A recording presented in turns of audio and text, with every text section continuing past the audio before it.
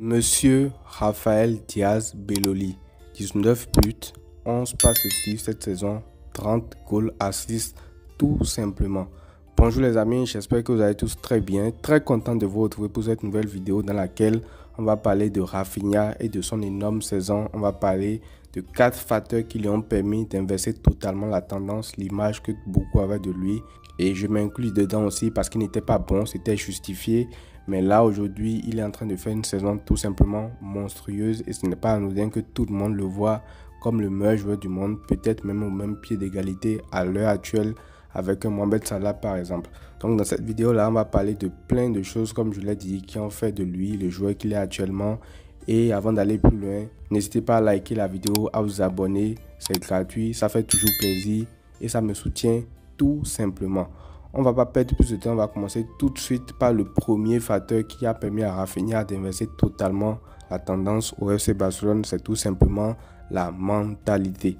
Et oui, c'est la mentalité du joueur qui a fait de lui ce qu'il est aujourd'hui en grande partie parce que c'est un mental fort quand même de résister à toutes les critiques. On sait comment ça se passe à Barcelone. Thierry Henry lui-même disait il y a quelques temps que quand tu es au Barça, c'est de l'exigence à tout bout de champ en fait. Même si l'équipe va bien, que toi individuellement on ne te voit pas trop, on va se poser des questions sur toi. Et c'est exactement ça. Donc Raphinha, il a pu résister à toutes ces critiques-là qui étaient justifiées envers lui parce qu'il n'était pas bon. Il y avait beaucoup de déchets dans son jeu et tout. Il a su résister à tout ça. Il a su également travailler pour inverser la tendance parce que résister à tout ça, c'est pas facile en fait. On ne le dit pas assez, mais quand tu es autant critiqué par tes propres supporters et tout, c'est difficile d'inverser la tendance. Il aurait pu dire, bon, je prends mes clics et mes claques, je me bats, je pars en Arabie Saoudite. En plus, il y avait une offre pour lui, je pense, non. Soit l'Arabie Saoudite, soit en première ligue et tout. Donc, il aurait pu choisir de la facilité, il aurait pu partir. Mais non, il a décidé de rester, il a décidé de progresser. Et il a décidé tout simplement de faire une saison monstrueuse en fait. Et moi, je trouve ça très encourageant. En plus, c'est un joueur qui a la bonne mentalité aussi parce que c'est un joueur qui ne s'économise pas. C'est un joueur qui se donne à 1000%, peu importe la situation. Vous le voyez au pressing, dans le contre-pressing, à la récupération des ballons tout le temps. Les courses qu'il fait pour aider ses latéraux, les appels de balles, bref, plein de choses en fait. C'est un joueur qui est totalement dévoué à la cause de ce Barça là. Et d'ailleurs, c'est pas pour rien que Flick l'aime grandement. Et cette saison même, il y a une phrase de Flick qui m'a marqué. Flick a dit mot pour mot qu'il n'a jamais eu un joueur comme ça dans son effectif en fait. Rendez-vous compte de la folie. Posez-vous une seconde et rendez-vous compte de la folie de cette phrase-là, venant d'un entraîneur comme Hansi Flick qui a eu à coacher des Lewandowski, des Lamine Yamal actuellement, un Thomas Müller, Gnabry, Sané, tous ces joueurs-là, mais il estime qu'il n'a jamais eu un joueur de la trempe de Raphinha. Ça veut dire ce que ça veut dire en fait. Et la preuve encore une fois de ce fait-là, de la mentalité qu'il a, c'est qu'au bout de 2 saisons au Barça, il est élu capitaine tout simplement de l'équipe au cours de la 3e saison, la saison actuelle. Et ça aussi, c'est un truc qui n'est pas sous-estimé quand on sait qu'au Barça, c'est dur quand même de devenir capitaine. La plupart du temps, ça dépend de ton ancienneté. Mais lui, il a réussi à s'imposer déjà après 2 ans pour être capitaine. Ça veut dire qu'en fait, tout ce qu'il fait dans les vestiaires, sur le stade et tout a été validé par toute l'équipe. Et aujourd'hui, c'est pour ça qu'il a le brassard. Donc franchement, c'est un joueur en termes de mentalité que moi, je trouve qu'il est quand même assez irréprochable. Et même des fois, quand il va rater son match, tu ne peux pas tellement lui reprocher ça parce que tu sais qu'il s'est donné à 1000% en fait. Et ça, c'est rare de le voir. On passe maintenant au deuxième point qui a permis à Raphinha d'inverser la tendance. Il y a quelques moments, on parlait de la mentalité. C'est bien beau, mais quand la mentalité n'est pas accompagnée du travail, et ça c'est le deuxième point de cette vidéo, ça ne sert absolument à rien. Parce que oui, en plus d'avoir cette mentalité-là, Raphinha a également énormément travaillé. C'est un bosseur acharné. Il a notamment amélioré ses points faibles parce que les points faibles qu'il avait, c'était flagrant, surtout lors de ces 2 premières saisons.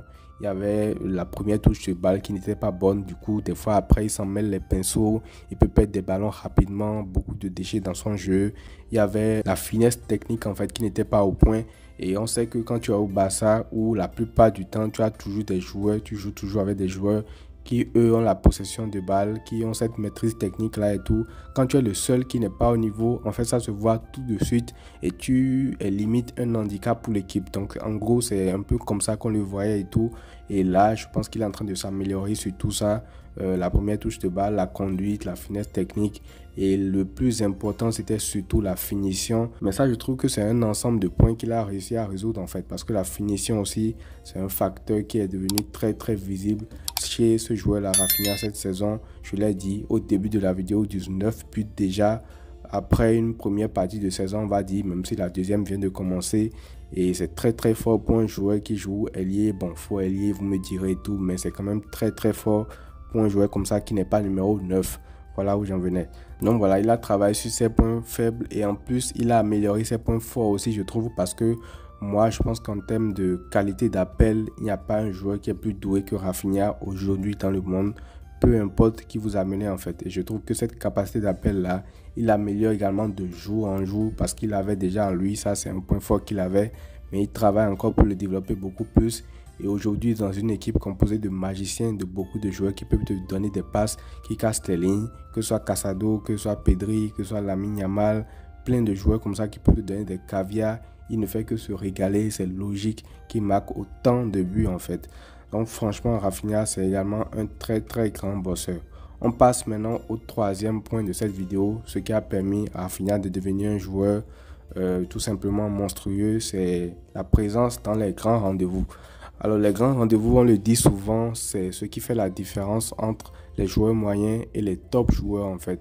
Et ça, c'est pas une phrase qui est anodine parce que ce sont les moments qui marquent les esprits, ce sont les moments sur lesquels peut-être tu gagnes un ballon d'or, une demi-finale de Ligue des Champions, une finale de Ligue des Champions, un quart de finale, plein de moments comme ça iconiques qu'on retient parce que il faut le savoir, nous on est des fans du Barça, on les suit au quotidien, mais tout le monde ne suit pas le Barça comme nous aussi on ne suit pas tous les autres clubs en fait. Et la plupart du temps, les clubs que vous ne suivez pas d'habitude, quand ils se retrouvent en finale, les demi-finales, vous les suivez logiquement. Donc, c'est ce genre de rencontre-là qui fait que toute la planète entière a les yeux rivés sur un joueur en fait et découvre son potentiel. Donc, dans les grands rendez-vous aujourd'hui, cette saison, en tout cas, il est en train de faire masterclass sur masterclass. Tous les grands rendez-vous, rendez-vous compte bien compte de la folie. Tous les grands rendez-vous du Barça cette saison, Raphinha a été décisif par la passe, soit par le but en fait. Il ne s'est pas du tout caché. D'ailleurs, il a marqué lors de tous ces grands rendez-vous-là. Quand on prend déjà le Classico aller contre le Real Madrid, il marque le 4e but avec un lob. Le Classico d'il y a quelques jours, le 5-2, il marque un doublé. Il fait une passe sur le but de Baldé. Contre le Bayern Munich, il marque un triplé. Contre Dortmund, il marque un but. Donc, il est buteur dans tous les grands matchs du Barça cette saison. Et quand c'est comme ça, tu deviens automatiquement un grand joueur en fait.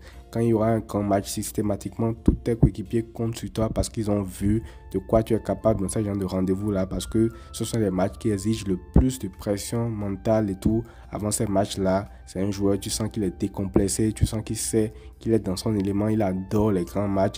Et il avait déjà commencé l'année passée, fin de l'année passée, avec Xavi, avec cette rencontre-là contre le PSG, avant le carton rouge, bref et tout ça. Donc, moi, je pense qu'un joueur qui a également cette capacité-là, d'ailleurs, c'est un truc universel, hein, ça dénote de la marque des plus grands. Et ça aussi, c'est un truc qui a permis à Raphinha de changer de dimension, tout simplement, en fait. Parce que là, il passe d'un joueur qu'on voyait assez moyen, avec de bonnes qualités et tout, à un joueur maintenant qui a une galaxie d'écart de la plupart des joueurs, en fait. Donc ça aussi, c'est important de le noter. Enfin, je vais terminer avec le quatrième point de cette vidéo qui fait de Raphinha un joueur important aujourd'hui dans le Barça de Hansi Flick, c'est tout simplement la constance en fait. La constance parce que faire un gros match, je pense que ça, la plupart des joueurs le font. Tu peux aligner quelques gros matchs et après totalement disparaître. Ça, c'est pas un truc qui est hyper difficile à faire, que ce soit dans la vie même. Tu peux faire de très bonnes choses. Mais le plus important, ce qui te différencie de la masse, c'est la régularité avec laquelle tu arrives à être au sommet en fait.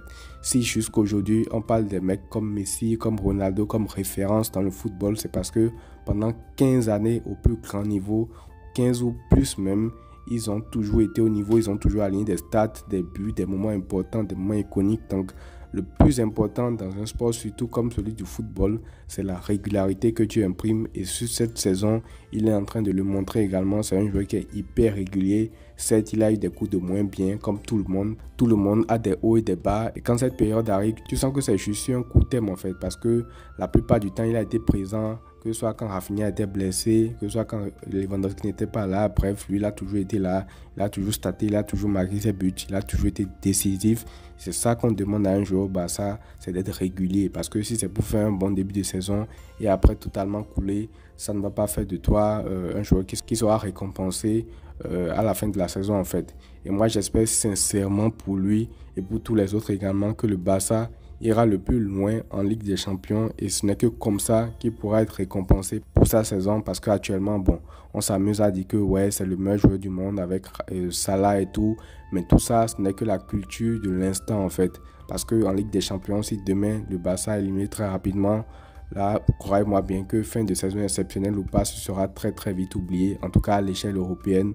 Donc j'espère sincèrement que le Barça pourra lui permettre d'aller très très loin en Ligue des Champions et de pouvoir être récompensé, couronné à la fin de la saison par le Ballon d'Or, par une place dans le podium, par plein de choses en fait. Donc voilà les amis, c'est tout pour cette vidéo. Je tenais sincèrement à la faire pour revenir spécifiquement sur Rafinha qui pour moi, je pense, est le joueur le plus important du Barça à l'heure actuelle. En tout cas, il y a Lamine Yamal, il y a Lewandowski, il y a tous les autres joueurs et tout. Moi, je trouve que c'est un joueur qui est quand même très très important, que ce soit sur le terrain et également en dehors du terrain. Tous ces facteurs réunis la font que moi, je pense que c'est le meilleur joueur du Barça. Donc, je tenais à faire cette vidéo-là spécifique sur lui. N'hésitez pas à me dire ce que vous en avez pensé dans les commentaires. Est-ce que vous avez un point à rajouter et tout? Je vous lirai. Prenez tout soin de vous les amis et à très vite.